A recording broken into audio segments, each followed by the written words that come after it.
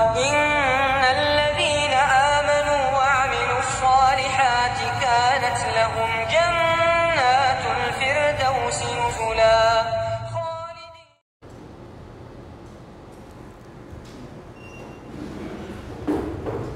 Bismillahirrahmanirrahim. Assalamualaikum warahmatullahi wabarakatuh. Alhamdulillahi rabbil alamin. Wassalatu wassalamu ala asrafil anbiya'i wal mursalin wa ala alihi wa ashabihi ajma'in. Ashhadu an la ilaha illallah wa ashhadu anna Muhammadan abduhu wa rasuluh. Rabbi shrahli sadri wa yassirli amri wahlul 'uqdatam min lisani yafqahu qawli. Teman-teman yang dimuliakan oleh Allah Subhanahu wa taala.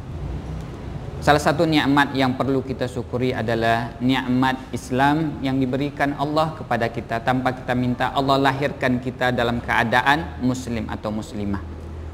Kita mesti tahu dan yakin bahwa Islam itu adalah agama yang paling sempurna.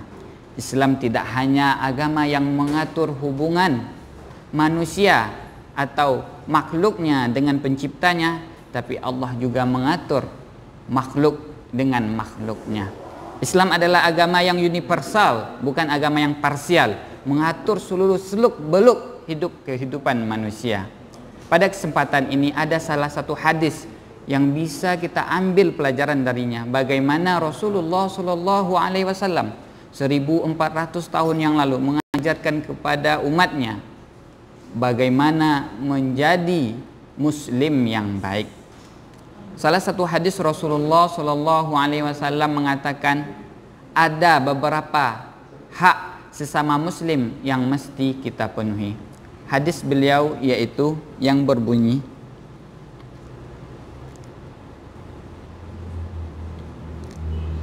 An Abi Hurairah radhiyallahu anhu qala Rasulullah sallallahu alaihi wasallam, haqqun muslim 'alal muslim sittun. Qila wa ma hunna ya Rasulullah? Qala idza lakitahu fasallim 'alaihi wa idza da'aka fa'ajibu wa idza istansahaka fansah lahu wa idza atasa fahamidallah fasammithu wa idza marida fa'udhu wa idza mata fa'atba'hu. Teman-teman yang dimuliakan oleh Allah Subhanahu wa taala. Dalam hadis ini ada 6 hak sesama muslim yang mesti kita penuhi. Yang pertama, kata Rasulullah sallallahu alaihi wasallam, idza lakitahu fasallim alaihi. Apabila kalian bertemu dengan sesama muslim atau bertemu dengan saudara muslim dimanapun itu, maka fasallim alaihi, ucapkanlah salam. Mulailah dengan salam.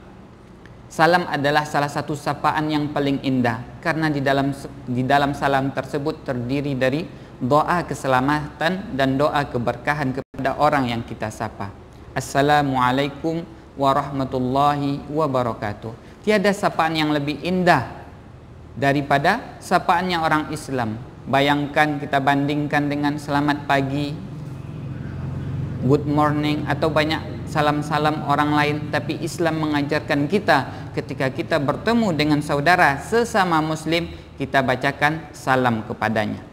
Di hadis lain Rasulullah Shallallahu Alaihi Wasallam juga mengajarkan kita, la tadkhulul jannah hatta tu'minu wa la tu'minu hatta tahabbu awala adullukum bi syai'in iza fa'altumuhu tahabbtum. Tidak akan masuk surga kalian sehingga kalian beriman, dan kalian tidak akan menjadi orang yang beriman sehingga kalian saling menyayangi sesama kalian. Maukah aku tunjukkan kepada kalian suatu amalan yang apabila kalian kerjakan amalan tersebut timbullah kasih sayang di antara kalian? Apa kata Rasulullah? Afsus salam bainakum. Sebarkanlah salam di antara kalian. Jadi untuk memasuki surga syaratnya adalah beriman. Dan untuk menjadi orang beriman itu syaratnya adalah saling mencintai sesama muslim. Supaya rasa cinta kasih sayang itu timbul di hati setiap muslim, apa pemicunya? Adalah salam, afsus salam bainakum. Jadi setiap kali kita bertemu dengan saudara kita sesama muslim, maka sudah semestinya kita mulai kita sapa dengan salam. Para ulama menyimpulkan bahwa ketika kita mengucapkan salam, memulai dengan salam itu hukumnya sunnah, dianjurkan. Tapi ketika kita menjadi objek atau orang yang diberi salam, maka wajib bagi kita untuk menjawabnya. Kemudian siapa saja yang mesti kita ucapkan salam? Selagi seseorang saudara itu kita ketahui bahwa dia seorang yang muslim, kita mengucapkan salam baginya, itu adalah hak-hak sama muslim. Bahkan meskipun dia seorang ahli maksiat, kita tetap menyampaikan salam kepadanya. Coba kita bayangkan kalau seandainya ada di zaman saat kita sekarang ini, ada seorang yang soleh, ahli agama, tidak mau mengucapkan salam kepada seorang yang dianggap itu ahli maksiat, padahal dia masih seorang muslim, apalah nanti perasaannya mungkin bisa menjadi tambah benci, tambah jauh dari agama. Ketika ada seorang yang soleh, tahu agama, tidak mau mengucapkan salam. Tapi sebaliknya, kalau kita ucapkan salam berlemah lembut dan ramah tamah kepada ahli maksiat tersebut, mungkin dari situ terketuklah hatinya, lunaklah hatinya untuk lebih mendekatkan diri kepada Allah Subhanahu wa taala. Itulah hak yang pertama yang diajarkan oleh Rasulullah sesama muslim, menyampaikan salam. Yang kedua diajarkan oleh Rasulullah sallallahu alaihi wasallam, yaitu wa idza da'aka fa'ajibu. Apabila engkau diundang, maka penuhilah undangan tersebut. Di sini ulama menjelaskan bahwa yang wajib di sini adalah undangan walimah. Tapi banyak lagi undangan-undangan yang lain. Contohnya undangan datang ke rumah untuk bersilaturahim, undangan untuk pergi berkumpul-kumpul, selagi undangan tersebut tidak bertentangan dengan syariat Allah, tidak mendatangkan murka Allah, penuh dengan kebaikan, maka sudah semestinya kita mendatangi undangan tersebut. Apalagi di dalam undangan tersebut bisa mendekatkan diri kita kepada Allah. Contohnya undangan untuk menghadiri majelis taklim, undangan menghadiri ceramah agama, undangan membaca Al-Quran, berzikir, maka itu lebih diutamakan lagi untuk kita memenuhinya. Tapi seandainya apabila di dalam satu majelis atau perkumpulan yang akan kita tuju tersebut akan ada menyebabkan mudarat atau maksiat kepada Allah, tidak wajib bagi kita untuk memenuhi undangan tersebut. Teman-teman yang dimuliakan oleh Allah Subhanahu wa taala. Hak-hak yang ketiga yang diajarkan oleh Rasulullah sallallahu alaihi wasallam, yaitu apabila salah seorang dari saudara muslim kita meminta nasihat, maka berilah nasihat. Jadi hak-hak muslim adalah memberi nasihat. Mungkin ada kalanya salah seorang dari saudara muslim kita tertimpa musibah atau memerlukan suatu nasihat. Mungkin dia sedang ada masalah, sudah selayaknya, seyogyanya bagi kita untuk memberikan nasihat yang mungkin nasihat itu bisa meringankan atau menjadi solusi dari permasalahan yang dia hadapi. Kemudian hak sesama muslim yang keempat diajarkan oleh Rasulullah sallallahu alaihi wasallam, wa idza atasa fahamidallah fasammathu. Apabila salah seorang saudara muslim kita bersin, kemudian dia mengucap alhamdulillah, maka kita doakan dia dengan mengucapkan yarhamukallah. Di sini diajarkan adab ketika salah seorang bersin, diajarkan oleh Rasulullah sallallahu alaihi wasallam. Apabila orang yang bersin tersebut memuji Allah, karena sama-sama kita ketahui bersin itu adalah salah satu nikmat Allah. Dari segi medis dijelaskan, dari sisi kesehatan, bahwa orang yang bersin itu adalah keluarnya virus-virus yang tidak bisa menembus imunitas tubuh seseorang tersebut, dikeluarkanlah dalam berupa bentuk bersin. Maka seharusnya kita bersyukur kepada Allah Subhanahu wa taala. Allah keluarkan virus-virus penyakit dari tubuh kita dalam berupa bentuk bersin. Alhamdulillah, itulah yang selalu mestinya terucap dari mulut kita. Bagi siapa yang mendengar seorang bersin kemudian memuji Allah, kita doakan dengan yarhamukallah. Kemudian dibalas lagi oleh orang yang bersin tadi, yahdikumullah wa yuslih balakum. Begitu indahnya agama Islam. Ketika ada orang yang bersin memuji Allah, kita doakan keberkahan baginya. Kemudian orang tadi mendoakan balik dengan kemaslahatan atas segala urusannya. Teman-teman yang dimuliakan oleh Allah Subhanahu wa taala. Di salah satu hadis lain disebutkan sebuah kisah, ada dua orang sahabat Rasulullah sallallahu alaihi wasallam yang berbeda strata status sosialnya. Yang satu orang terpandang dan satu lagi orang biasa saja. Mereka duduk berdampingan di sebelah Rasulullah sallallahu alaihi wasallam. Tiba-tiba orang yang terpandang ini bersin. Kemudian dia tidak memuji Allah, tidak mengucapkan alhamdulillah. Lantas Rasulullah biasa-biasa saja, tidak mendoakannya. Kemudian orang yang tadi, yang kedua, orang yang biasa-biasa saja bersin juga. Kemudian dia mengucapkan alhamdulillah. Langsung Rasulullah sallallahu alaihi wasallam mengucapkan yarhamukumullah. Kemudian orang yang pertama tadi menanyakan kepada Rasulullah, ya Rasulullah, saya bersin tadi, kenapa tidak engkau doakan saya? Padahal saya ini lebih statusnya daripada yang ini, orang yang biasa saja. Rasulullah menjawab, kamu tadi bersin tidak memuji, tidak mengucapkan alhamdulillah. Sedangkan dia tadi bersin mengucapkan alhamdulillahirabbil alamin. Teman-teman yang dimuliakan oleh Allah Subhanahu wa taala. Ada juga salah satu kisah yang sangat menarik yang diriwayatkan oleh Imam Ibnu Hajar Al-Asqalani dalam salah satu kitabnya tentang riwayat Imam Abu Daud. Ketika itu Imam Abu Daud hendak menyeberangi sungai Dajlah di Irak.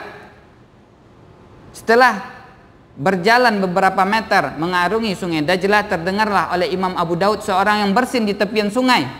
Kemudian alhamdulillah katanya, setelah bersin mengucap alhamdulillah, memuji Allah Subhanahu wa taala. Tapi Imam Abu Daud tidak mendengar ada salah satu orang pun yang mendoakannya.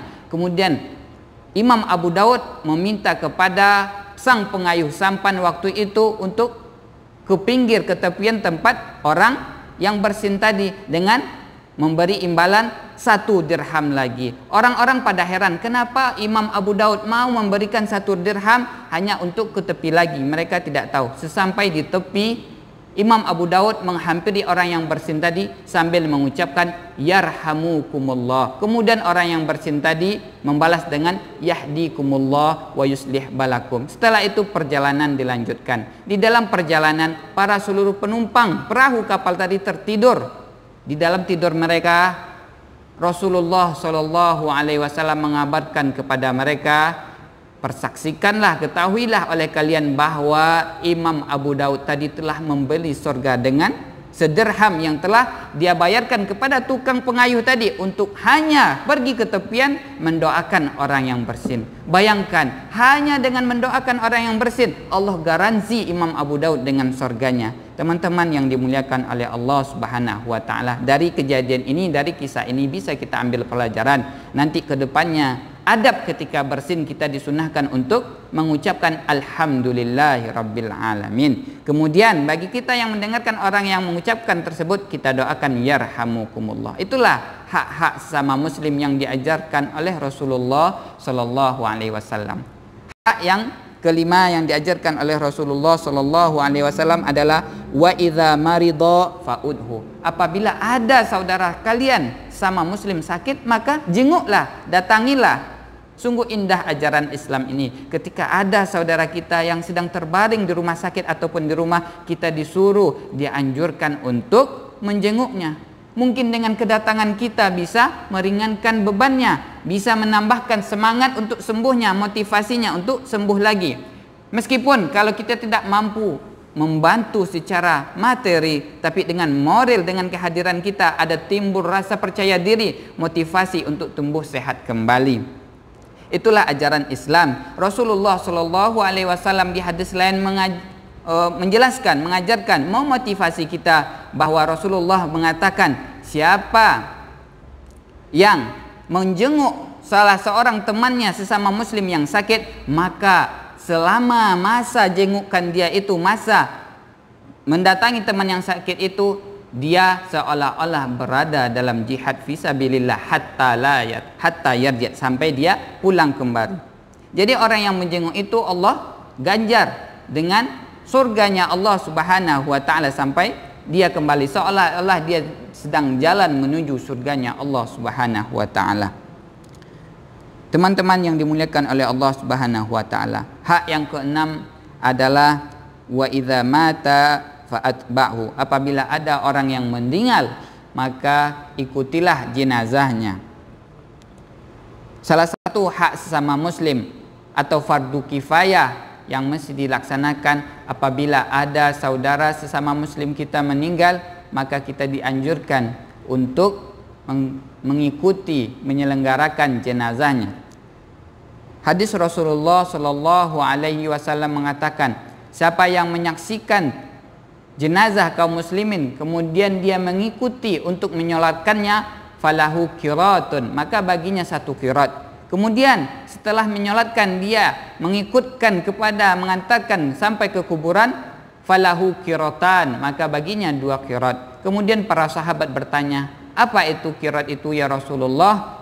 Qirat itu seumpama 2 gunung yang besar. Di hadis lain diumpamakan seperti sebesar gunung Uhud. Begitulah Rasulullah Shallallahu Alaihi Wasallam mengajarkan kepada kita agungnya agama Islam. Bagaimana hak-hak sesama muslim kita penuhi, supaya apa? Timbul rasa cinta dalam setiap diri kaum muslimin. Ketika sudah ada timbul rasa cinta, maka di situ bersemilah rasa keimanan, yang mana keimanan tadi membuka pintu ke surganya Allah Subhanahu wa taala. Teman-teman yang dimuliakan oleh Allah Subhanahu wa taala, inilah 6 hak-hak yang diajarkan oleh Rasulullah Shallallahu Alaihi Wasallam yang mungkin bisa kita amalkan dalam kehidupan sehari-hari. Dengan mengamalkan ini, jadilah kita muslim yang paripurna, muslim yang sempurna, muslim yang saling menguatkan satu sama lain, muslim yang penuh persaudaraan. Itulah yang bisa kita sampaikan, semoga bisa kita amalkan dalam kehidupan sehari-hari. Akhirul kalam, assalamualaikum warahmatullahi wabarakatuh.